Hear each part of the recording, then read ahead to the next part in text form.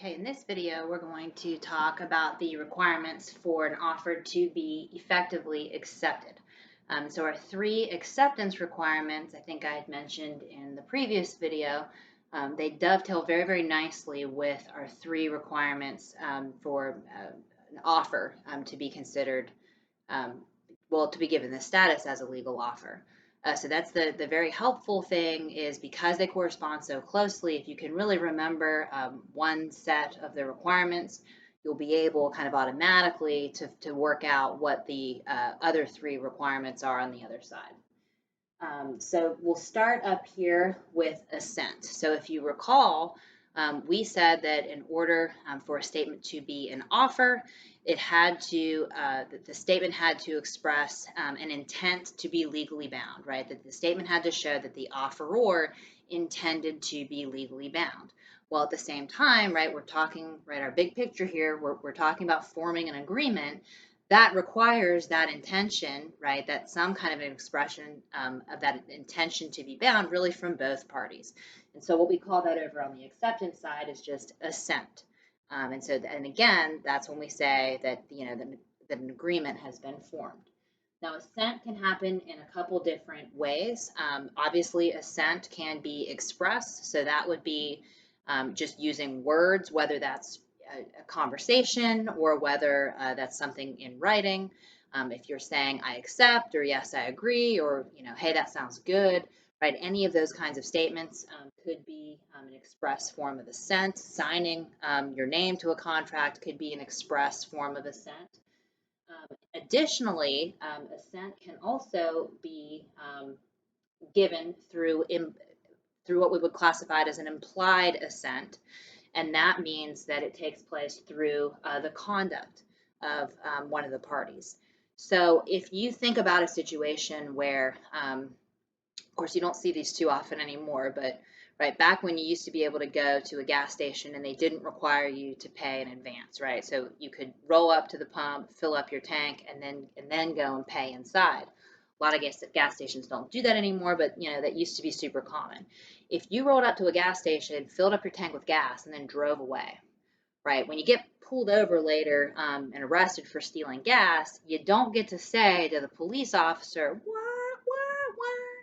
Like, how was I supposed to know that I had any obligation to pay, right? You show me, right, where there was any kind of a, contract that was created, right? Where was there any requirement?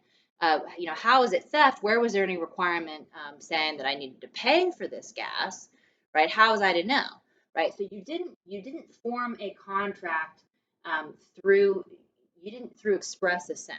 Okay, you may not have gone into the gas station and said to the attendant, hello, I would like to purchase 10 gallons of your unleaded gasoline for, $2 a gallon. Do you accept my offer? And the gas station attendant did not say, why, yes, I accept, right? Or, I mean, there was no offer and acceptance made on either side through any kind of express conversation. You didn't sign a document, certainly anything along those lines. However, through your conduct in showing up at the gas station, right? They've got the big sign right on the big sign outside that says the cost per type of gasoline. When you're sitting there filling up the pump, right? You got the numbers adding up, right? For how much it's going to cost you. It's very, very clear. Again, thinking in terms, right? We've always got that objective theory underlying what we're doing here. So thinking in terms of reasonable people, reasonable expectations, it's very clear to any reasonable person that the obligation is to pay for the gas and that you're going to be charged for the gas. So when you're filling up your tank, that act, that conduct creates the implied assent to pay for it. Another example I like to give is if you went to one of those real fancy restaurants where they don't even have the prices on the menu, and that's when you're looking at it and you're like, and you just know that bill's going to come and you're going to freak out. In that kind of a situation, right? You may not be having that specific conversation. I would like, waiter, I would like to offer to purchase your filet mignon with fettuccine for $87, right? You're not having that conversation in words. But when you order food in a restaurant, again, the reasonable kind of expectation of reasonable people is obviously, you're not getting this for free. The obligation is going to be to pay, even though the contract terms were not expressly discussed or written down somewhere in advance. So again, that creates a contract just like, right, any other type of contract obligation, in both our restaurant example and our gas station example. Final thing to touch on real quickly, acceptance by silence is fairly rare. There was this weird string of cases kind of back in, I want to say they were early 19th century. There's some older cases in the United States where companies developed the strangest business model ever, which was basically, we're just going to mail random people some stuff and then have a letter enclosed with the stuff that says, like, hello, we have mailed you this stuff. If you would like to keep it, please keep it and also pay us $100. Send us a check in the mail. If you do not wish to keep and to accept our offer to purchase this stuff, please mail all of the stuff back to us. And it was usually like, mail it back to us at your own expense, right? They weren't even including like, postage paid or anything like that. Not to mention now you've got the, added chore of like, yeah, now I want to go to the post office to mail this stuff back that I didn't even order. And that was the key thing, was nobody was ordering this stuff. It was just getting mailed to people. I know there was one company that did it with ties. And so this guy receives like this box of ties, and it has this letter in there like, if you want the ties, please send us, $100 or whatever. And so he looks at this, he's like, whatever, and I don't remember whether he kept the ties or whether he like just threw them away. But he was like, I'm not dealing with sending this stuff back. This is ridiculous. And this company came after him and filed a breach of contract lawsuit on him. And they said, hey, look, we made you an offer to sell you the ties.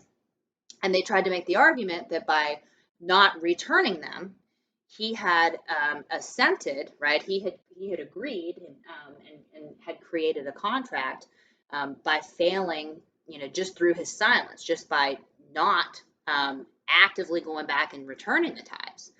And the court disagreed with the company on that one, found in favor of the guy who, again, either like kept 50 ties or threw away the 50 ties. I don't even remember. But the point is, found in favor of the guy who was the defendant in this case, and basically told the company and any future companies who were considering a similar business model, no, you can't do that.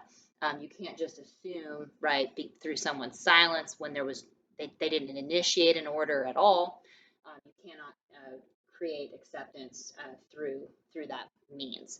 Now, the one time I said silence is rare. It's not totally unheard of. If you have a situation, for example, where if you've got car insurance, a lot of car insurance policies will auto renew. A lot of subscription services will auto renew. I think my Amazon Prime may, I can't remember. I think Spotify, some of those music subscription services will renew. Sometimes magazine subscriptions will auto renew. In those situations, acceptance by silence is usually acceptable, is usually fine, right? That usually will suffice to create an agreement. And again, that's because you were the person who initially signed up for the car insurance or subscribed to Spotify or whatever it is. So if you want to cancel, right, you would have to go out of your way to cancel. If you do nothing, right, you've accepted by silence when that policy auto renews. And so that usually is okay if there's a previous interaction. But when it's just this out of nowhere, like the weird tie case, then no, acceptance is not going to be sufficient. All right, so that walks us through assent and kind of the variety of ways where assent can be found. On this note, this express versus implied, I am going to do a video in a little bit on some contract classifications. You may have seen some of that in the PowerPoint slides talking about some different classifications. If any of that is confusing at all, I do want to do a short video. I don't want to get too wound up in that terminology, but it'll help give you an idea of kind of the flexibility in terms of how contracts can be created and how contract obligations can be formed. All right. So our second requirement is that acceptance has to be unequivocal. So recall for offers, we said that the second requirement of an offer is that you have to have like fairly definite terms, right? Kind of reasonably definite, at least on the key terms of the contract, like price, quantity, and things along those lines. Well, the kind of the corresponding rule for that on the acceptance side is that acceptance on the terms of the offer has to be unequivocal. Now, the common law called this the mirror image rule. And so what that says is that the acceptance cannot alter the terms of the offer in any way in order for that acceptance to be effective. So it has to be, yes, I agree, right? Not, yes, I agree, but only if you will take $10 off the purchase price. Or if I make you the offer to sell my car for $7,000, it cannot be, well, I would love to buy your car for $5,000, right? If you're changing the terms of the offer at all, what you're doing is rejecting and creating a counteroffer. We'll talk about that in an upcoming video. I'm going to talk about how offers terminate and what happens when offers are rejected, when there's a counteroffer, and kind of what that process looks like. But if you're altering the terms at all, that becomes that may become a new offer. It may simply be a rejection, but it cannot be an acceptance. So the acceptance has to be perfectly on the terms of the offer. This, just to give you guys a little bit of a preview, this is one key common law rule that the Uniform Commercial Code has altered a little bit. So if you're dealing with contracts for the sale of goods, there are some situations where additional terms that are included in an acceptance, altered terms still are very, very rarely included. So we're not changing that too much. But the mirror image rule says even you can't add additional terms, right, to an acceptance. The UCC again does alter that in some situations. So we'll talk a little bit about why that is, but that's at the end of the class or at the end of this unit. Okay, our final rule, just like we saw that an offer has to be communicated to an offeree, the acceptance has to be communicated to the offeror. Now, we left it at that, right? When we were looking at the offer, we just said, well, it has to be communicated, and we left it there. On the acceptance side, there actually are some kind of specific rules that we need to cover in terms of how that communication is made.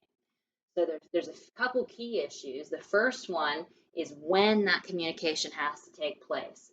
The key rule, and this is why we have to have a whole separate video on termination of offers. The key rule is that acceptance is only effective if it takes place before the offer comes to an end or before the offer is terminated. That offer still has to be outstanding in order for acceptance to be effective. There's a number of different ways, several different ways where an offer may terminate, right? Just to give you an example now, as a little bit of a preview, if, for example, I make an offer and then revoke it, right? I take it back. I say, hey, I know I told you yesterday that I was, I made you that offer to sell you my house for $100,000 or whatever. I've decided not to sell. I just wanted to let you know. Or I've already sold it to somebody else, right? Who made the offer to somebody else and somebody else accepted it. I revoke. You cannot, right? What this rule tells us, this timing rule tells us, is you cannot after that point say, oh, well, wait, hold on, no. But no, really, I did want to accept. Okay? What you have done, you've made a brand new offer, but you have not effectively accepted my offer because my offer had already come to an end. So that offer has to be kind of, I sort of think of it almost like a speech bubble. In a cartoon or in a comic book or something, I kind of picture that speech bubble hanging out there with the offer in it. And if that offer is still out there, if it's kind of still hanging out there, then acceptance can be made, acceptance can be effective. But if that speech bubble is no longer there, I don't know, you picture like popping a little speech bubble or whatever, if it's no longer there, if it's no longer kind of hanging out there, you can't accept, and any sort of attempt to accept is actually going to be treated as a whole brand new offer. So we'll walk through some examples of that in the next video. And I think for sure this would be a good, if we do kind of a face-to-face question and answer session, this would be a real good rule to do some examples on in kind of a more interactive way, but we'll talk about that more later. All right, another timing rule that is important to keep in mind involves any acceptances of offers through the mail. And this is another common law rule. It's called the mailbox rule. And what it basically says is that acceptance is effective at the time the mail is dispatched. So at the time the acceptance itself is dispatched in the mail. What that generally means is that when I hand my letter to the person at the post office, or when I put the letter in the outgoing mailbox and it leaves my control, from that time, my acceptance is effective. Now, if you're on the offeror side of this, you should not be comfortable at all with the mailbox rule, because what this tells us is that your offer might be accepted before you ever know that it's accepted, right? If all the offeree has to do is put that in the mail, we may have a 2 or 3 day delay before that mail ever gets to you, gets back to you as the offeror. So a contract may have been created before you ever knew it was the case, right? Occasionally, rarely, but it happens. Occasionally things get lost in the mail. You may have a situation where a contract has been accepted and you don't ever actually know it under the mailbox rule. The good news for you as the offeror is that the mailbox rule is what we call, it's an example of what we call a default rule. This says that is the rule unless you as the offeror specify differently. So it's very easy to work around this. All you have to do in a situation where you are sending an acceptance in the mail, or I'm sorry, when you're mailing an offer and you're expecting the offeree to mail it back to you, all you have to do is in the terms of the offer itself, just say that your acceptance is effective upon my receipt or when I receive it.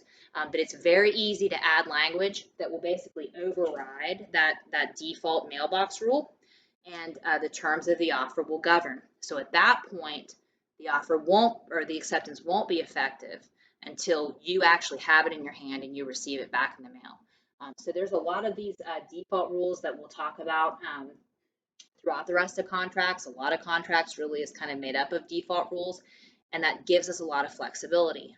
It's great because this tells us, hey, you know what, the law has a way to handle this if there isn't a specification in the offer, right? We need to make sure that we know what we're going to do and we're applying consistent rules in the event that the offer does not specify how this should be handled. But since contract law really is all about honoring the voluntary agreements of the parties, right? We want to give parties the flexibility to override these default rules and do things the way that they're comfortable and do things the way that they want to do them. There's an old common law saying that the offeror is the master of the offer. And that pretty much means, with really very few limits, legality would be one of the limits, obviously.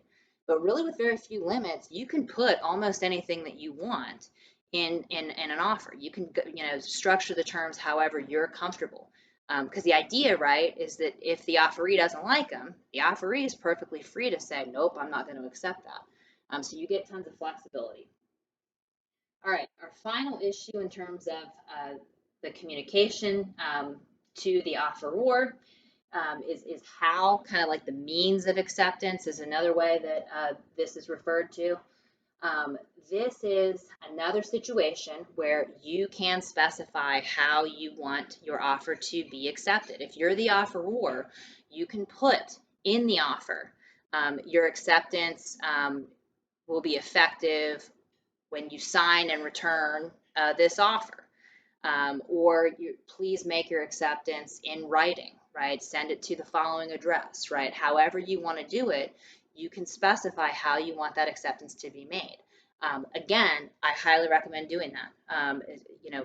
Require acceptances to be made in writing, require a signature on a particular document, but that gives you some certainty, that protects you, that makes sure that there's no misunderstandings. It's a lot more easy to end up in confusion or have miscommunications, if I'm calling you and leaving you a voicemail, or if I'm calling you on the phone and we're just having a conversation where I say, oh yeah, hey, I got that offer and I want to accept it, or whatever. I mean, people might remember the conversation differently. You don't want to get into that. So definitely, if you are in the position of making the offer, specify, how you want that offer to be made.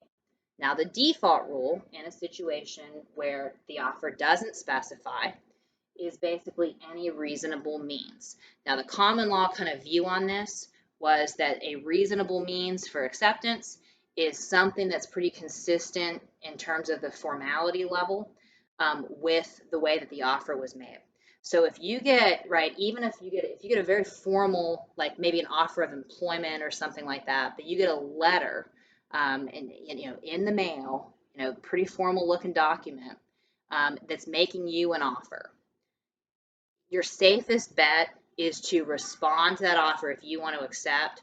Also respond in writing. Even if you're not being told to respond in writing, respond in writing, stick with the same level of formality, right? If you get the written formal offer, this is not a situation where you want to be sending a text, or even sending an email is a little iffy, right? I might send an email as a heads up and say, hey, I wanted to let you know, I've responded to your offer. I'm sending my acceptance. I just stuck it in the mailbox today, right? Even make a phone call just to give someone a heads up, that it's coming. But that's more of a courtesy, right? You don't want to be real casual about accepting a formal offer. On the other hand, if you've got a buddy offering to sell you a used textbook from last semester for a class that you're going to take this semester, and you get a text message or you're having a conversation, right? Sure. I mean, in those kinds of situations, responding, by text or, just giving the guy a call, it's probably, that's going to be consistent in terms of the way that the original offer was made, and the common law would say, hey, that would be a reasonable means of acceptance. Okay. All right. So I think that walks us through effective acceptances. The next thing to turn to, the really key issue, is kind of to come back, sort of circle back to this issue of when offers are terminated, because this timing, this issue of timing is very, very, very important in terms of contract formation, because again, we have to have both the offer and the acceptance sort of together on the same terms and in the appropriate time frame in order to say that an agreement has been formed. And these timing issues can cause disputes, and they can sort of defeat contract formation, particularly in common law cases. It's less likely in the UCC because the UCC has eased up on sort of this very rigid set of rules. But in the common law, a lot of this remains extremely important.